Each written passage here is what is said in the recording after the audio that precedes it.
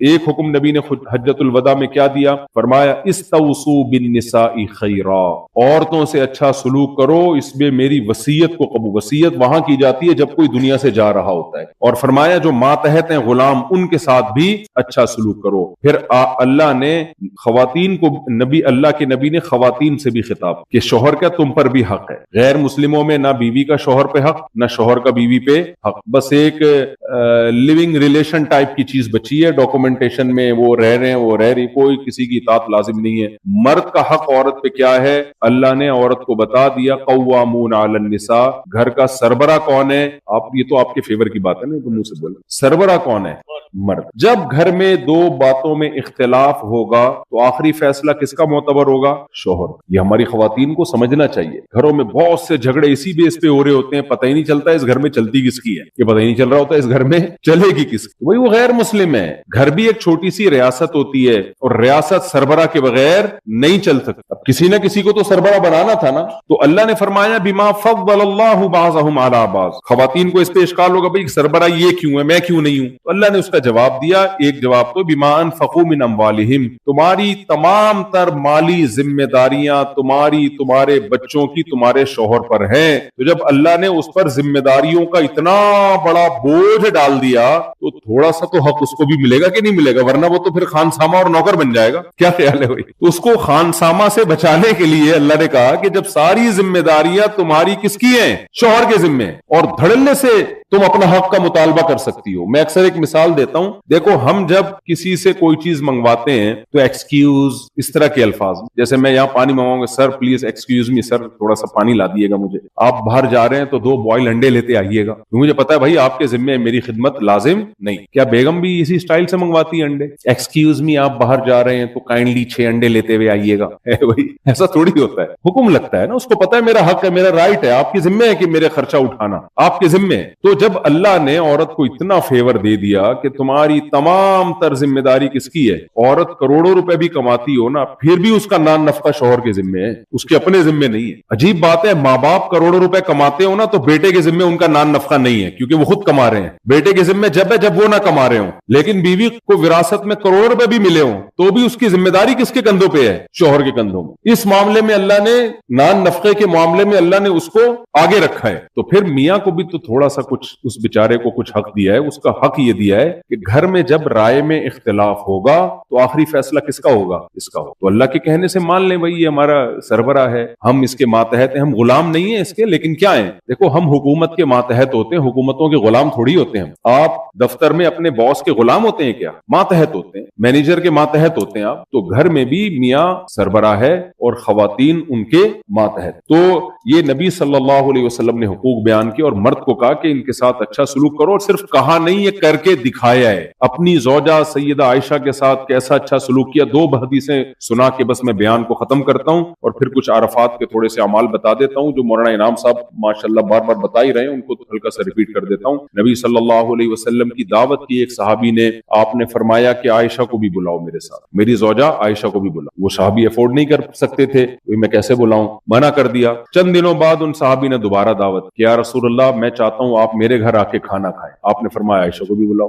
وہ لوگ صاف دل کے تھے، تکلف نہیں تھا، انہوں نے کہا نہیں بھائی، ایک کا تو افورڈ کر سکتا ہوں، 2 کا افورڈ نہیں کر سکتا۔ آپ نے منع کر دیا دعوت۔ تیسری دفعہ پھر ان صحابی نے دعوت دی، آپ نے فرمایا عائشہ کو بھی بلاؤ۔ انہوں نے کہا یا رسول اللہ آپ ان کو بھی لے کر آئے۔ تو سیدہ عائشہ رضی اللہ تعالی عنہا کے ساتھ آپ کی زوجہ تھی نا، کیسا معاملہ کیا۔ آج لوگ چاہ رہے ہوتے ہیں پتلی گلی سے نکلیں، اور پتلی گلی بھی بنائی ہوئی ہوتی ہے، اب یہ زیادہ ڈیٹیل میں نہیں جاتا۔ خیر، دوسرا سیدہ عائشہ فرماتی ہیں کہ میں برتن میں جہاں سے منہ لگا کے پانی پیتی، نبی صلی اللہ علیہ وسلم برتن کو گھما کے اسی جگہ اپنے ہونٹ مبارک رکھتے اور وہاں سے پانی پیتے۔ تو یہ زوجہ کے ساتھ محبت کا اظہار ہے۔ اڑوس پڑوس میں کسی کے ساتھ اتنا فری ہونے کی آپ کو اجازت۔ آپ کہتے ہیں کہ مجھے ایسا لگتا ہے جب میں پہلی بات کرتا ہوں آپ خوش ہوتے ہیں، ہاں بھائی زوجہ کے ساتھ، جب میں کہتا ہوں اڑوس پڑوس میں نہیں، پھر تھوڑا سا ٹینشن سی محسوس ہوتی ہوتی ہے کہ یہ کیا ہو رہا ہے. تو اللہ کے حقوق, اللہ کی مخلوق کے حقوق, ان دو حقوق کا نام کیا ہے؟ اسلام. اور یہ حقوق ان تعلیمات کی روشنی میں پوری کرنے جو اللہ اس کے رسول نے ہمیں بتائے. تو عرفات کے دن جو نبی نے دو کام کیے, میں نے جو بیان جب شروع کیا تھا, ایک تو آپ نے خطبہ دیا جس کا کچھ تھوڑا سا خلاصہ میں نے آپ کے سامنے پیش کیا. اس میں خطبے میں ایک بات یہ بھی, الا لا فضل لعربی علی عجمی ولا لعجمی علی عربی الا بالتقوی. کسی عربی کو کسی عجمی پہ کوئی فضیلت نہیں, کسی عجمی کو کسی عربی پر کوئی فضیلت نہیں, فضیلت صرف تقوی کی بیس پر ہوگی. ان اکرمکم عند اللہ اتقاکم. قوم پرستی کی جڑیں کاٹ دی. اسلام میں اگر قوم پرستی کی ذرا سی بھی اجازت ہوتی تو اسلام کی پہلی تلوار, ہمارے نبی عربی تھے, آپ کی پہلی جنگ کس سے ہوئی؟ بولو, عربی سے. سامنے کوئی اور نہیں تھے, عرب تھے. پھر عربوں میں بھی آپ کی قریشی تھے. سامنے بدر میں جو پہلا مقابلہ تھا وہ کون تھے؟ بولے نا یار, قریش. اور آپ قریشیوں میں بھی ہاشمی تھے. سب سے پہلے جو حل میں مبارز کا نعرہ لگ کے لڑائی شروع ہوئی وہ ہاشمیوں سے ہوئی ہے. قوم پرستی کا کوئی تو ایسی کی تیسی کر دی. بھائی نظریات ہیں, نہ کسی کالے کو گورے پر, نہ گورے کو کالے پر کوئی فضیلت, نہ عربی کو اجمی پر, نہ اجمی کو عربی پر. جڑ سے ختم کر دیا. تبھی تو اجمی آپ پر ایمان لے کر آئے. بہت عرصے تک اجمیوں نے اس امت کی قیادت کی ہے. آپ محدثین میں دیکھیں گے زیادہ اجمی ہے. فقہ میں جو سب سے زیادہ مقام ملا ہے, جو فقہ میں جس کو امت نے سب سے زیادہ فالو کیا ہے, وہ امام ابو حنیفہ رحمہ اللہ ہے. وہ اجمی, وہ کوفہ کے تھے. امام بخاری اجمی, سمجھ رہے ہیں, جو حدیث کی سب سے مشہور ترین کتاب. وجہ کیا ہے بھائی؟ سب کے لیے اسلام, چاہے عربی ہو چاہے اجمی ہو, سب کے لیے اسلام کے دروازے کھلے. عصبیت ختم. حضرت سلمان فارسی رضی اللہ تعالی عنہ ایک جنگ کے لیے گئے, جہاد کے لیے, اور لڑائی تھی ایران سے. فارس تھے. لڑائی کس سے تھی؟ ایران سے. جو آپ کی قوم کے لوگ ہیں فارس, خود بھی فارسی ہیں اور جنگ کے کمانڈر بنے ہوئے. تو آپ نے لڑائی سے پہلے ان کو اسلام کی دعوت دی, اور الفاظ کیا تھے؟ یا اہل فارس انا رجل منکم ترون العرب یطیعوننی. میں فارسی ہوں, تم دیکھ رہے ہو عرب میرے ماتحت ہو کے لڑ رہے ہیں. عرب تو کسی کو مانتے نہیں. میں تمہاری قوم کا ہو کے کمانڈر کس کا بنا ہوا ہوں؟ عربیوں کا, جو کسی کو مانتے ہی نہیں تھے. یعنی بتا دیا یہ اسلام کی خوبی ہے کہ نظریات کی لڑائی ہے, یہ قوم پرستی کی لڑائی نہیں ہے. تو یہ بھی نبی نے حجۃ الوداع کے موقع پہ فرمایا کہ لا فضل لعربی علی عجمی اور کلکم من آدم. سب آدم کی اولاد, اور آدم کو اللہ نے مٹی سے پیدا کیا ہے. ہم سب ایک آدم اور ایک حوا کی اولاد ہیں. تو اس کا بھی نبی صلی اللہ علیہ وسلم نے جڑ سے خاتمہ کیا, اور آپ صلی اللہ علیہ وسلم نے امانتوں کو حقدار تک پہنچانے کا اس خطبے میں حکم دیا. ایک دوسرے کی جان, مال, عزت کو اچھالنے کا سے منع کیا. یہ سارے احکام دیے. اور ایک انتہائی اہم حکم, فَلْيُبَلِّغِ الشَّاهِدُ الْغَائِبُ. فرمایا میرا یہ پیغام جو موجود ہیں ان تک پہنچا دے جو موجود نہیں. تو ہر مسلمان داعی بھی ہے, مبلغ بھی ہے. ایسا ہی نہیں ہے کہ ہم نے اپنے دین پر عمل کرنا ہے, بھائی ہم نے اسلام کو آگے پھیلانے کی بھی کوشش کرنی. تو یہ سارے جذبے لے کے آج عرفات کے دن سے جائیں. خواتین عزم کریں کہ ہم نے پردہ کرنا ہے. پردہ کس کا حکم ہے بھائی؟ اللہ کا. اللہ نے عورت کو, بوڑھی عورتوں کو کچھ مستثنا کیا اللہ تعالیٰ نے. جو خواتین سمجھتی ہیں کہ میں بوڑھی ہو گئی ہوں, جو کہ کوئی بھی میرا خیال ہے نہیں سمجھیں گی, تو وہ ٹھیک ہے, وہ پردے کے حکام میں ان کو نرمی ہے. لیکن جب تک جوان ہے پردہ کرنا پڑے گا. اور اللہ نے رشتہ داروں کے نام بیان کیے, ایک ایک رشتہ دار, کہ اس سے پردہ نہیں ہے, اس سے نہیں ہے, اس سے نہیں ہے, ان کے علاوہ سب سے, تاکہ اس میں ہم اپنی رائے نہ لے کر آئیں. تو دیور سے بھی پردہ اسلام میں, بہنوئیوں سے بھی بول لینا پردہ ہے, اور چچا زاد خالہ زاد سے بھی پردہ ہے. عورت پر لازم ہے کہ وہ پردہ کرے. جوائنٹ فیملی میں جب رہتی ہیں خواتین, شادی ہو گئی تو پھر یہ ضروری نہیں کہ برقع پہن کے ایک جگہ بیٹھ جائیں. جوائنٹ فیملی میں اب ایسا ہو نہیں سکتا.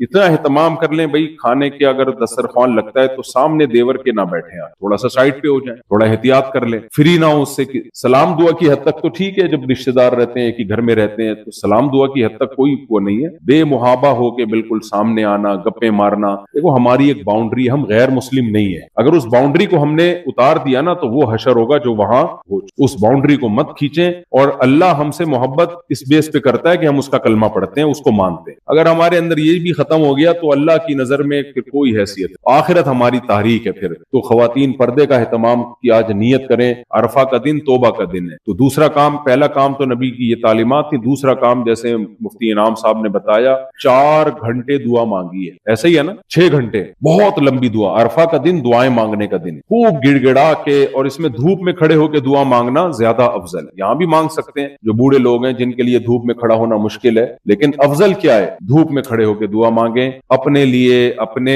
والدین کے لیے, اپنے ملک کے لیے, اور اپنے گھر والوں کے لیے, اپنے بچوں کے لیے کہ اللہ ان بچوں کو ہماری آنکھوں کی ٹھنڈک بنا. بچے باغی ہو جائیں زندگی عذاب بن جاتی ہے, اے اللہ ان کو نیک بنا, دیندار بنا. گھر والوں کو جتنی بھی پریشانیاں ہیں اللہ سے مانگیں, بار بار ریپیٹ کریں, اسی دعا کو بار بار ریپیٹ کرتے رہیں. اور حضرت مفتی تقی عثمانی صاحب کا ایک ملفوظ کل پرسوں نظر سے گزرا, بہت زبردست. فرماتے تھے کہ اگر دعا مانگنی نہیں آ رہی تو یہ دعا مانگنا بھی اللہ سے ہی مانگو. سمجھ رہے کہ نہیں سمجھ رہے کہ اللہ مجھے مانگنا سکھا دے. جیسے آدم علیہ السلام سے غلطی ہوئی تھی تو قرآن کہتا ہے, قرآن کا مفہوم اپنے الفاظ میں بیان کر رہا ہوں کہ ان کو احساس تھا مجھ سے غلطی ہوئی ہے, جنت میں اللہ نے منع کیا نہیں کھاؤ, میں نے کھا لیا. اب پریشان ہے, الفاظ نہیں آ رہے کہ اللہ سے معافی کیسے مانگے. تو اللہ کہتے ہیں فَتَلَقَّى آدَمُ مِن رَبِّهِ كَلِمَاتٍ, اللہ نے آپ کے دل میں کلمات ڈالے کہ ان الفاظ سے دعا مانگو. رَبَّنَا ظَلَمْنَا أَنفُسَنَا, اے اللہ ہم نے اپنی جان پہ ظلم کیا.